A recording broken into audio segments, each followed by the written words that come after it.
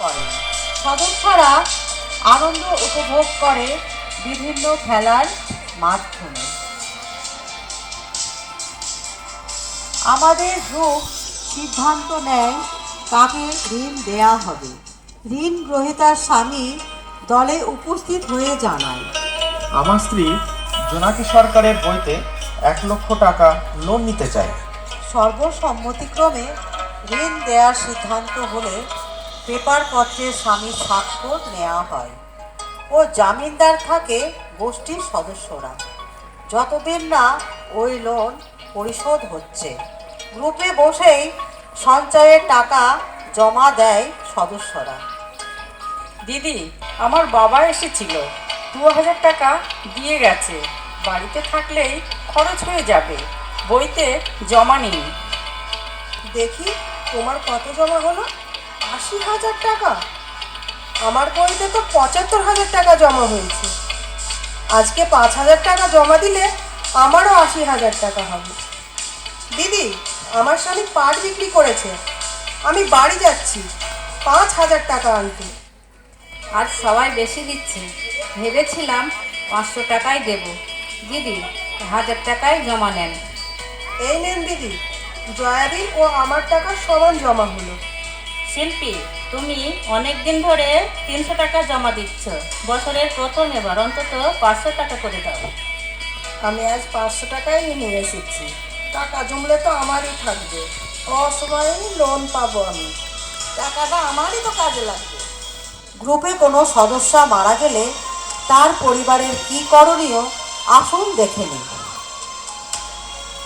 আমার স্ত্রী মারা গেছে, বইতে 65,000 টাকা জমা আছে, আমি নমিনি আছি, টাকাটা কি আমি পাবো? হ্যাঁ দাদা, সদস্য মারা গেলে তার নমিনিকে জমা টাকা ফেরত দেওয়া হয়। দিদি, আমার শাশুড়ি মারা গেছে, শাশুড়ির বইতে 2.5 লক্ষ টাকা লোন নেওয়া আছে। আমার নামে কি বইটি দেওয়া যাবে? আগে আপনার শাশুড়ির নামে লোন পরিশোধ করে দিতে হবে, পরবর্তীতে আপনার নামে নতুন বই হবে। ঠিক আছে দিদি, আপনি আমার শাশুড়ির লোন পরিশোধ করে নেন, পরের মাসে আমি দলে ভর্তি হয়ে যাব। সদস্যরা গ্রুপে সঞ্চয় তহবিল তৈরি করে নিজেদের উন্নতি নিজেরাই করতে চেষ্টা করে। সদস্যরা পরিবারের ভালো মন্দ সমস্যার কথা আলোচনা করে ও সময়ে দিদিমণিদের সুবুদ্ধি চেয়ে নিজেদের কাজ উদ্ধার করে। আমার দিদিমণিরা প্রত্যেক সদস্যর বাড়ি যান গ্রুপ মিটিং সমাপ্ত হওয়ার পর। আজ স্পেশালভাবে ডলি মাসি চাইছেন দিদিমণি যেন ওনার বাড়ি যান। মা, আজ যদি আমার বাড়ি যেতে ভালো হতো। আগের মাসেই তো আপনার বাড়ি গিয়েছিলাম, কিছু হয়েছে মাসিমা? আমার নাতনি হয়েছে, খুব সুন্দর ফুটফুটে নাতনি, দেখলে চোখ জুড়িয়ে যায়। কিন্তু কিন্তু বলে থামলেন কেন, বলুন। মাসির বৌমা বাচ্চাকে বুকে দুধ খাওয়াতে চাইছিল। চলো না মা, আমার বৌমাকে একটু বোঝাবে। ঠিক আছে, চলুন।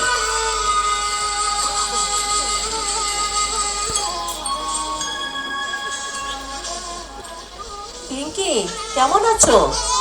বিয়ে হয়েছে শুনলাম। হ্যাঁ দিদিমণি, সব সময় কান্না করছে। ওর মনে হয় খিদে পেয়েছে, ওকে তোমার বুকের দুধ দাও। না, আমি বুকে দুধ খাওয়াবো না, আমার ঠিকা নষ্ট হয়ে যাবে। ও কামে, কে বলেছে তোমার ঠিকার নষ্ট হয়ে যাবে? না না দিদিমণি, আমি শুনেছি বাচ্চাকে দুধ খাওয়ালে ঠিকা নষ্ট হয়ে যায়। পিঙ্কি, তুমি তো জানো আমি প্রত্যেক মাসে সামাজিক আলোচনা করি, তুমি পড়ে শোনাও। মায়ের দুধে পুষ্টি আছে, মায়ের দুধ শিশুর সহজে হজম হয়, সংক্রমণ থেকে শিশুকে রক্ষা করে, শিশুকে ক্যান্সার থেকে বাঁচায়, শিশুর ডায়াবেটিস উচ্চ রক্তচাপ হতে দেয় না, শিশু অধিক বুদ্ধির অধিকারী হয়। মায়ের বুকের দুধ খেলে মা ও শিশুর বন্ধন অটুট হয়। কি বুঝলে পিঙ্কি? তুমি নিশ্চয় চাইবে না তোমার কন্যার কোনো ঘাটতি থাক। বাচ্চাকে বুকের দুধ খাওয়ালে তোমার কি উপকার হবে, এবার বাকিটুকু পড়ে শোনাও। গর্ভ সঞ্চার বিলম্বিত হয়, মায়ের চেহারা অটুট রাখে। স্তন, ওভারি ও ইউটেরাইন ক্যান্সার থেকে মাকে রক্ষা করে। মায়ের দুধ সদা প্রস্তুত থাকে এবং প্রয়োজন মতো সরবরাহ হয়। 2 নম্বরটা কি পড়লে আরেকবার পড়ো। মায়ের চেহারা অটুট রাখে। এখানে যা লেখা আছে তা ডাক্তারদের মতামত। তুমি শিক্ষিত মেয়ে, নিশ্চয় নিজেরও বাচ্চার ক্ষতি করবে না। বলো, তুমি কি সিদ্ধান্ত নেবে? দিদি, আজ থেকে আমি আমার মেয়েকে নিয়মিত বুকে দুধ খাওয়াবো। খুশি হলাম। আর একটা কথা মনে রেখো, 6 মাস পর্যন্ত বুকের দুধ ছাড়া কিছু খাওয়াবে না।